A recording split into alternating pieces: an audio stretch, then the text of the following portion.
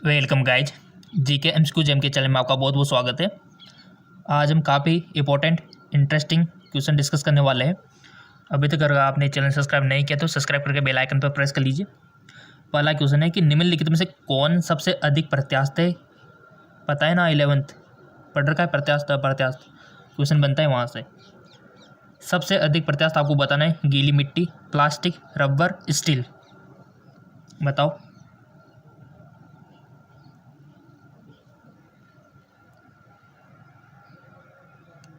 Select कर लिया होगा आपने, क्योंकि एग्ज़ाम आ गया आपके नज़दीक। पहले आपको सिलेक्ट कर लेना है, उसके बाद हम आपको बताएंगे, ठीक है।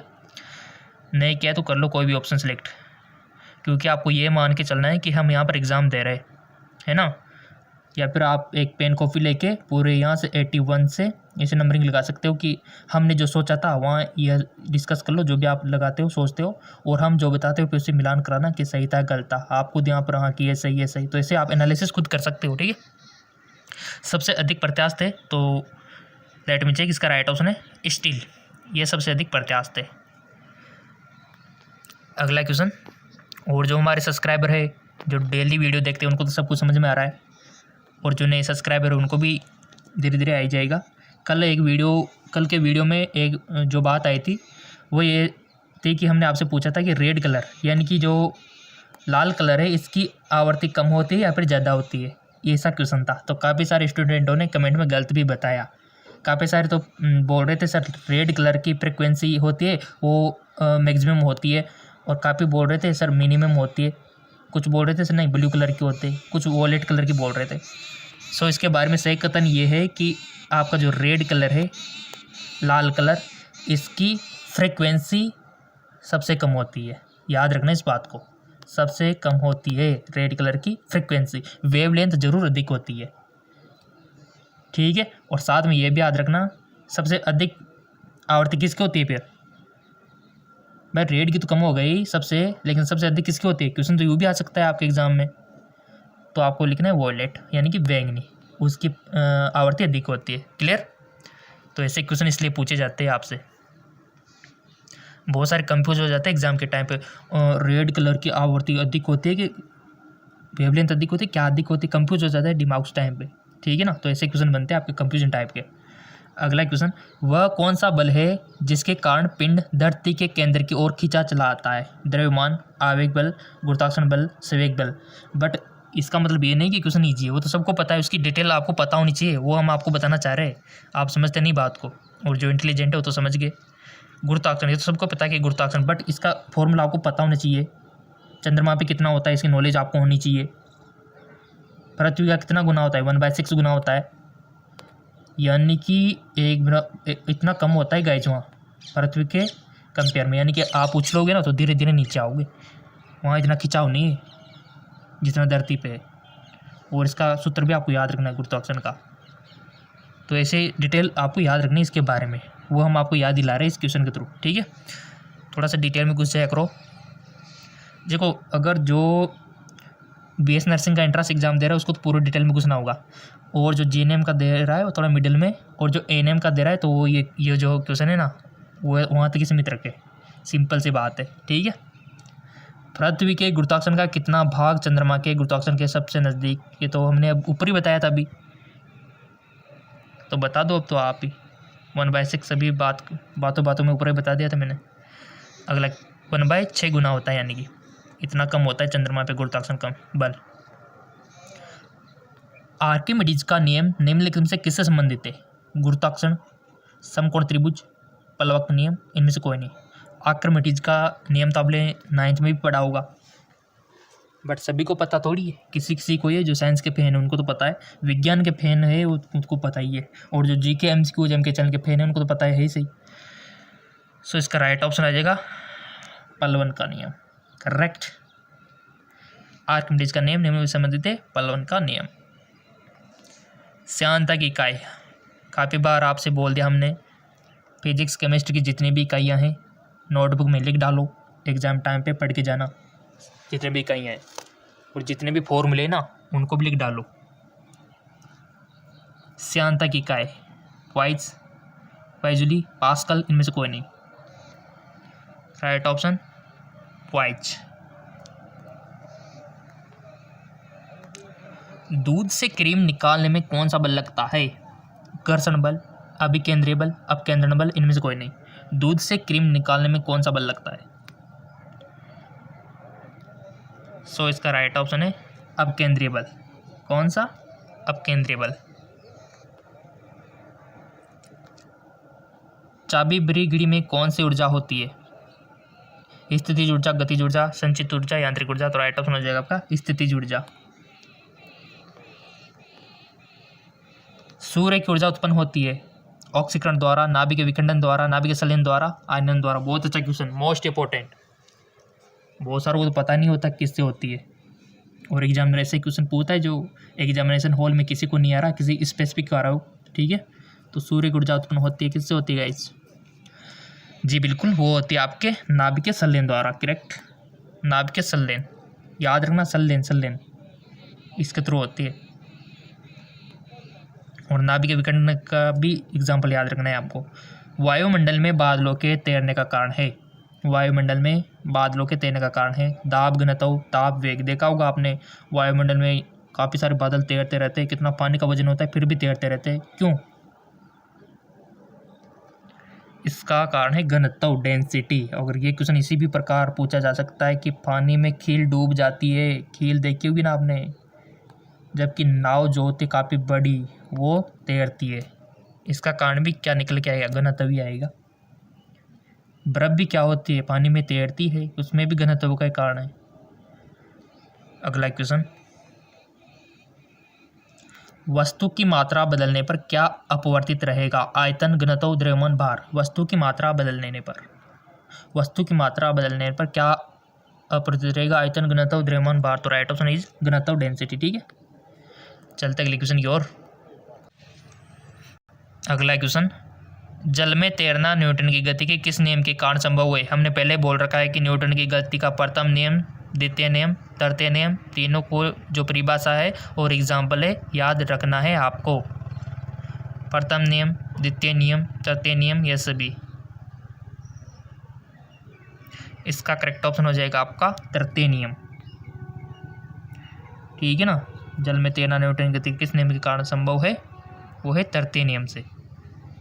हर एक चीज़ आपको पता होनी चाहिए। प्रत्येक क्रिया में विपरीत प्रतिक्रिया होती है, ये वाला नियम लगता है इसमें। एग्जाम्पल तो भी पूछा जा सकता है कि रॉकेट किस सिद्धांत पर उड़ता है, किस न्यूटन गति के किस नियम पर काम करता है, वो भी थर्ड पे करता है। निम्नलिखित में से कौन सी राशि सदिश नहीं है? वेग, आयतन, विस्थापन, बल। अदिश सदिश 11th में पढ़ चुके हो, जिसमें दिशा होती है, परिणाम होता है। सदिश जिसमें दिशा नहीं होती, ओनली परिणाम होता है दिश। और एग्जाम्पल भी काफ़ी सारे हैं इसमें। तो निम्न में से कौन सी राशि सदिश नहीं है? राइट ऑप्शन हो जाएगा आपका आयतन। आयतन में डायरेक्शन नहीं होता, तो ये सदिश नहीं है। बाकी के सब सदिश है, वेग में भी होता है, विस्थापन में भी होता है, बल में भी होता है। हम कह सकते हैं कि किस दिशा में लग रहे हैं, ठीक है, लेकिन आयतन में कोई दिशा नहीं होती। एंगस्ट्रम क्या मापता है? तरंगदैर्घ्य, आवर्तकाल, आवर्ती, समय।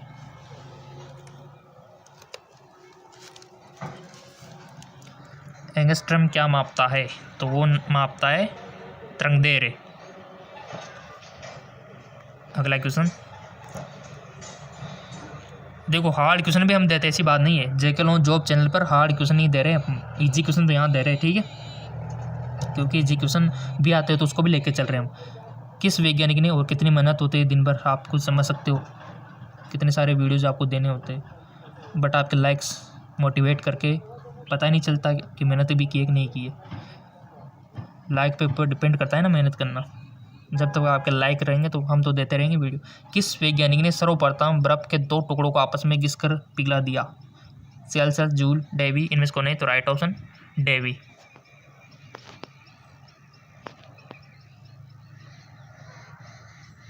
अगला क्वेश्चन, ऊष्मा एक प्रकार की ऊर्जा है जिसे कार्य में बदला जा सकता है, इसका प्रत्यक्ष परिणाम सबसे पहले किसने दिया? Celsius, Davy, right option रामफोर्ड।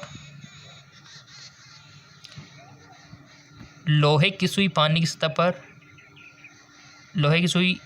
पर तैरती है, इस प्रक्रिया का कारण क्या है? श्यानता, गुरुत्वीय त्वरण, पृष्ठ तनाव, इनमें से कोई नहीं।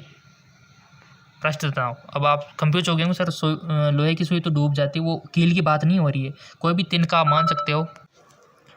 यहाँ पर उस लोहे की कील की बात नहीं हो रही है, एक हल्की सी कील आप तिनका मान सकते हो। तिनका तो देखा होगा ना, तिनका मान लो, कोई कीड़े मकोड़े भी देखे होंगे, पानी के ऊपर नाचते रहते, भागते रहते इधर उधर, काफ़ी देखा होगा आपने, जैसे पानी भरा हुआ तालाब में इधर उधर उसके ऊपर भागते रहते हैं। ये पृष्ठ तनाव, क्योंकि लेयर होते हैं पानी के ऊपर, हल्की सी आपको दिखती नहीं, हल्की सी लेयर होती है ऊपर, जिसको पृष्ठ तनाव आप बोलते हो, ठीक ना। तो उस कारण से तैरते रहते छोटे मोटे सूक्ष्म जीव बोल सकते हो, या फिर छोटे मोटे जीव जो होते हैं ना, वो वाले तिनके भी तैरते रहते हैं काफ़ी सारे, वो पृष्ठ तनाव के कारण ही होता है। क्लियर। अगला, निम्न में से किस द्रव का घनत्व सबसे कम है? मरकरी, पेट्रोल, सब जल, नमकीन जल। बताओ अब आंसर। इसका राइट ऑप्शन हो जाएगा पेट्रोल। क्लियर। 1 हॉर्स पावर में कितने वाट के बराबर होता है? बहुत अच्छा क्वेश्चन है ये, तो बड़े बड़े एग्जामों में पूछा जाता है, काफ़ी एग्जाम होते हैं ना उसमें, बट जो साइंस के स्टूडेंट होते हैं वो तो उसको कर ही देते हैं, क्योंकि उनको तो पता रहता है ना। 1 हॉर्स पावर कितने वाट के बराबर होता है? 450, 600 या फिर 734 या फिर 746। बताओ, लगा दो टिक किसी एक पे। लगा दिया। हॉर्स पावर यानी कि HP, तो इसका राइट ऑप्शन है 746 वाट होता है, याद रखना। 1 HP = 746 वाट। 746 को याद रखना, पूछा जाता है काफ़ी बार, और वो बहुत को पता ही नहीं होता। काफ़ी इंस्ट्रूमेंट होते हैं जिस पे लिखा आता है ये इतना HP का है, ये इतना HP का है, तो कन्वर्ट कर लिया करो कि आप 1 HP में इतना होता है तो 5 HP में कितना होगा, ठीक है। मोटरें आती है उसमें लिखा हुआ होता है।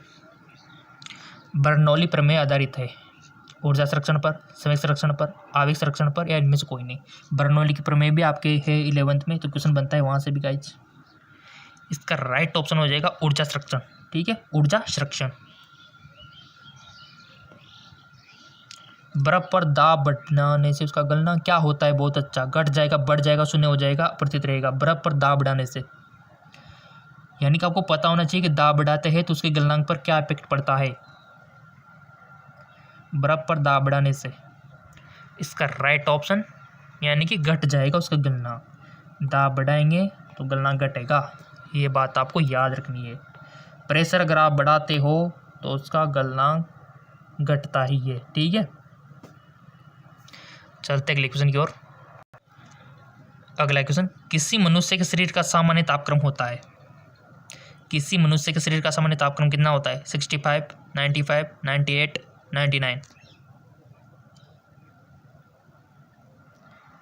Right option 98 degree centigrade. क्या सही है क्या? बिल्कुल गलत है। 98 फ़ारेनहाइट होना चाहिए, क्योंकि फ़ारेनहाइट में दे रखा है, पॉइंट कुछ और भी होता है, 98.6 होता है, बट यहाँ पर जो ऑप्शन दे रखा है उसके अकॉर्डिंग फिर यही सही मानना पड़ेगा, ठीक है। वैसे तो 98.6 होता है, ठीक है ना, बट हमको भी ऑप्शन के अनुसार डालना पड़ता है, फिर ये ऑप्शन में देख क्या रखा है। सो यही रहेगा। अगर मान लो आपसे डिग्री सेंटीग्रेड में पूछ ले जाए, फिर भी अगर आपको पता नहीं, फिर भी आप कर सकते हो, क्योंकि अगर आपको फ़ारेनहाइट को डिग्री सेंटीग्रेड में बदलना आता है तो फिर कहाँ दिक्कत है, आप इसको बदल लोगे। 37 डिग्री याद करने की ज़रूरत ही नहीं है, ठीक है, 37 होता है वैसे डिग्री सेंटीग्रेड में। क्लियर। और अब आप बोले सर सर्दियों में भी ये रहता है क्या? सर्दियों में तो हम ठंडे से हो जाते हैं, गर्मियों में अलग हो जाते हैं। जी बिल्कुल, सर्दी गर्मी सब में हमारा जो तापमान है 98.6 फ़ारेनहाइट ही होता है, चाहे सर्दी हो चाहे गर्मी हो। हमारा शरीर इसी टेम्परेचर पे काम करता है। अगर थोड़ा सा ज़्यादा ही थोड़ा सा कम हो गया, मान लो 95 पे आ गया, ठीक है, इधर मान लो 104 पे चला गया, तो ऐसी कंडीशन में आपको पता है क्या होता है? बुखार आने पर टेम्परेचर बढ़ जाता है, तो शरीर की क्या कंडीशन होती है, देखा होगा आपने। और काफ़ी बार आपने देखा होगा कि ज़्यादा गर्मी होती है और हम क्या कुछ चीज़ें खा लेते हैं गर्मी सी, तो उसका डाइजेशन नहीं होता, क्योंकि एंजाइम ही काम नहीं करेंगे फिर तो हमारा जो टेम्परेचर है एक ही रहता है। जबकि छिपकलियाँ हो गई, सांप हो गए, मेंढक हो गए, इनका टेम्परेचर वातावरण के टेम्परेचर के अनुसार बदलता रहता है। जी हाँ बिल्कुल, तभी तो सर्दियों में आपको छिपकलियाँ नहीं दिखाई देती, मेंढक नहीं दिखाई देते और मक्खियाँ बिल्कुल भी नहीं दिखाई देती, मच्छर तो बिल्कुल गायब हो जाते हैं, ठीक है, क्योंकि इनका टेम्परेचर पे कंट्रोल नहीं है, वातावरण के अनुसार ही चेंज हो जाता है। तो ये पहले से बच के रहते हैं, सांप वगैरह सब उसे रहते हैं क्योंकि उनको टेम्परेचर मेंटेन करना होता है। क्लियर? तो टेम्परेचर को पढ़ेंगे तो बहुत सारा टाइम लग जाएगा, तो हमारा तो बस हो गया ना। चलते हैं अगली क्वेश्चन की ओर।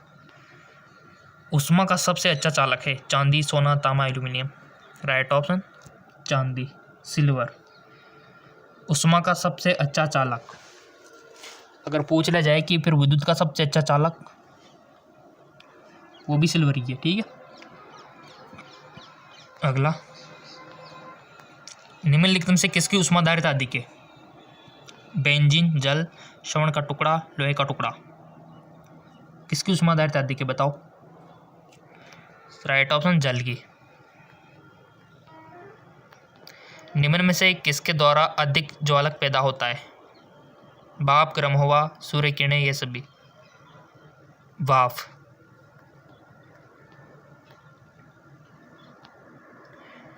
निम्नलिखित में से किसमें संरक्षण विशेष ऊष्मा का मान होता है? तांबा, सीसा, जल, कांच। जल। ऊष्मा का सबसे अच्छा चालक, आगे क्वेश्चन। ऊष्मा का सबसे अच्छा चालक सिल्वर। आणविक संगठन के द्वारा ऊष्मा का संप्रेषण क्या कहलाता है? संवहन, विकिरण, चालन, प्रकीर्णन। तो राइट ऑप्शन संवहन। निम्नलिखित द्रव में कौन सा ऊष्मा का सबसे बहुत अच्छा चालक है? द्रव में पूछ लिया, आप बताओ। इत्र, बेंजीन, पारा, पानी। तो राइट ऑप्शन हो जाएगा आपका पारा। ठोस से द्रव में पदार्थ के अवस्था परिवर्तन को कहते हैं? वाष्पन, गलन, कवतन। तो राइट ऑप्शन गलन। ठोस कपूर से कपूरवास बनने की प्रक्रिया को क्या कहते हैं? ऊध्र्वपातन, वाष्पीकरण, पिघलना। ठोस कपूर से कपूरवास बनने को तो उसको कहते हैं ऊध्र्वपातन।